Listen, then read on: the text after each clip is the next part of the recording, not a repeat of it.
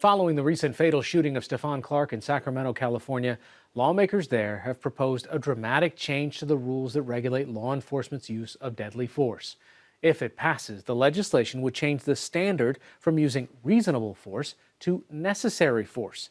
But what exactly is necessary force, and how will officers know when to use it? In the second of our two-part report on alternative policing methods, Newshour Weekend's Christopher Booker has the story of efforts to use technology along with training to reduce deadly incidents. A warning, this story contains graphic images. Received. Providence. Is that affirmative with that vehicle? Is that the right vehicle? Providence, Rhode Island, November 9th, 2017. A call came across the radio. Be on the lookout for a white Ford F-150. It's a newer model white Ford F-150. A suspect had stolen a police cruiser, then ditched it. Now he had hopped into the truck. He just went over to the high-speed lane. He's still continuing Route 10. Police quickly located a white Ford and pursued the driver up Route 10 North to an exit ramp. He just went on the 95 North. He may be getting stuck in traffic here. They surrounded him. It was 9 o'clock in the morning in heavy traffic. He tried to flee the scene, and they proceeded to put 49mm rounds in the cab.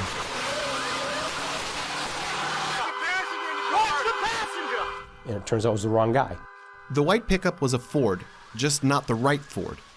The driver, who was killed, had nothing to do with the stolen police cruiser. A grand jury found the shooting to be justified anyway, because the man's driving was putting lives at risk. The Rhode Island ACLU said it was the officers who put lives at risk by firing at the truck.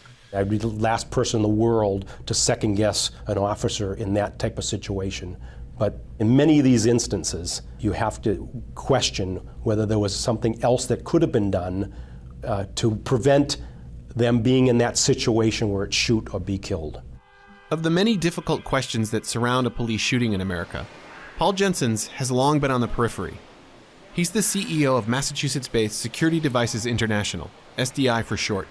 SDI has spent nearly a decade developing products Jensen believes can safely stop a threat from a range of distances without the officer having to shoot to kill. One example, SDI's 40mm blunt impact round, or BIP. Fired from a military-grade grenade launcher, it's what they call a standoff weapon. Traveling at 300 feet a second, it's accurate at up to 160 feet, hitting a target with the force of a baseball coming off a bat. Its silicone tip expands upon contact, slowing the round and broadening the area of impact. It's very painful, but it doesn't penetrate the skin. Stop breathing and just gently pull it. Dead center. Jensen won't say how many BIPs SDI has sold, but he does say the company has doubled its sales in each of the last 3 years. It sells to police departments all over the US and also law enforcement groups in Canada, the Middle East, and Asia, but the company is competing in a crowded space. There's the ML-12 out of Indiana, a device that can fire 12-gauge less lethal rounds, everything from pepper spray projectiles to beanbags. Or the Defensia M11 out of Arizona. It looks like a handgun and it shoots rubber impact rounds. Or this bullet-slowing device from Alternative Ballistics, also from Arizona. All of these products have been sold to police departments, which raises the questions, how often are they used and how effective have they been? What about real data points? Are you getting reports from police officers that say, we've fired the device this many times, or we pulled out the device in this type of scenario? Anything like that? I don't believe there's any central repository for that type of a database where law enforcement across the board inputs that kind of data, how it's used, how frequently it's used, when it was used effectively or when it was not used effectively. So we don't see it on an incident-to-incident basis. What you are trying to do is predict an outcome. John Jay College of Criminal Justice professor John Shane is a retired police officer. He says that's exactly the kind of data that police need, but it's near impossible to find. Who's keeping track of police use of force, and where is this information being held? On a national scale, it's sort of spread around to a few different places. The FBI has some of the data. The CDC, the Centers for Disease Control, they have some of the data. There's some emergency room data also. But all these disparate systems are not linked. We don't know the micro interactions between the victims, the offenders, the officers, the environment. We have no idea how those things coalesce and come together to make a shooting. Shane says this is a byproduct of how policing is structured in America. Each of the country's 18,000 police departments operate and report independently. There is no standard for data collection regarding the use of force. Shane says it is this contextual information, details that range from the race and age of the officer to the race and age of the victim to the specific details of the shooting, that are critically important. He believes a national, shared database that includes this type of information would not only influence police tactics and strategies, but potentially alter outcomes. Once we're able to collect information on three different things, the offender, the officer, and the environment, we're going to see how those three things come together to make a police shooting. And we're going to be able to identify what happens at each of these given stages and how different situational circumstances will inform what that officer could or could not have done.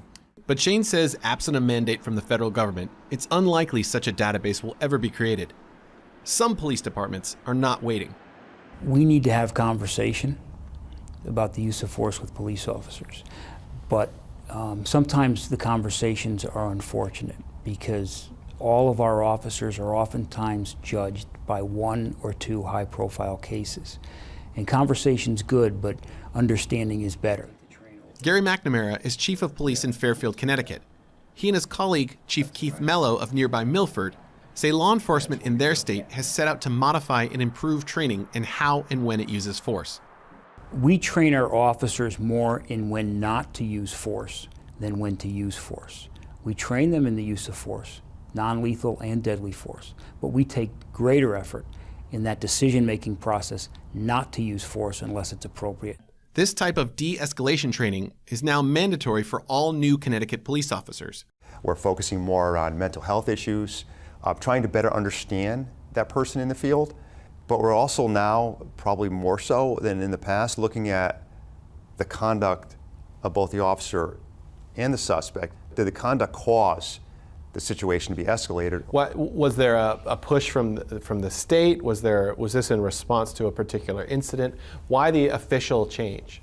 It's certainly a result of some of the high-profile incidents we've seen throughout the country, many on YouTube. And when something like that happens, we all ask ourselves the question: how would I have handled that?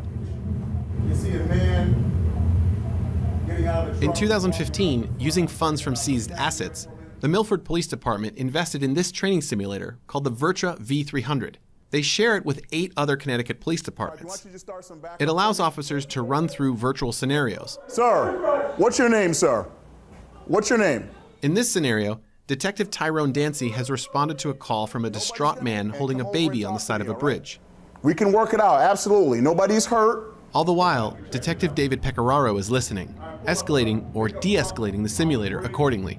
Do you really think you can help me? Absolutely, we can help you. In this instance, Detective Dancy was able to calm the man, convincing him to peacefully surrender. Thank you. I thought if I took my gun out, it might escalate based on his mindset and his reckless behavior. He may have decided to toss the baby or maybe suicide by cop. I thought if I presented a firearm, it would escalate the situation and made it worse. But the simulator is not just about de-escalation. It's also about preparation.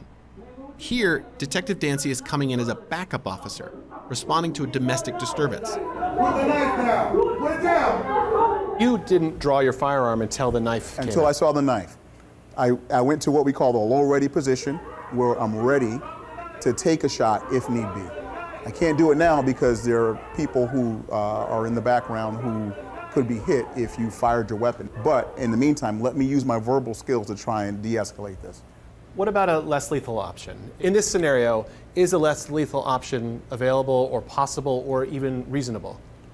What we're presented with now, no. The only time we would use that kind of a scenario with less lethal is if we had what we call a contact cover option, where you had an officer who was free with a deadly force option while you present the less lethal force option. In this instance, Dancy shoots, but he misses, and his fellow officer is stabbed and killed. In fact, this scenario is one of the most difficult. Officers almost always miss. You hear people say, well, why don't you just shoot him in the arm or the leg? It's very difficult to do that. It is very difficult to shoot a moving target, let alone shooting him in the leg while he's moving. Very difficult. We train to shoot at the center of most available mass. And even doing that is proved to be difficult. and a moving target. Do you think this type of training increases or decreases the use of force? You know, there's a lot of emphasis on the use of less lethal, but the reality is many officers throughout the state and throughout the country have been killed because they didn't recognize the situation that required deadly force. So it's not whether or not it increases or decreases the use of deadly force. I think this machine does a very, very good job of allowing officers to be trained in the proper use of many levels of different force. Data combined with information, combined with discussion, combined with training, all collectively, hopefully, will have a difference. And that's really where we're trying to put our focus. Could we have handled this differently? Not could we use force, but should we use force?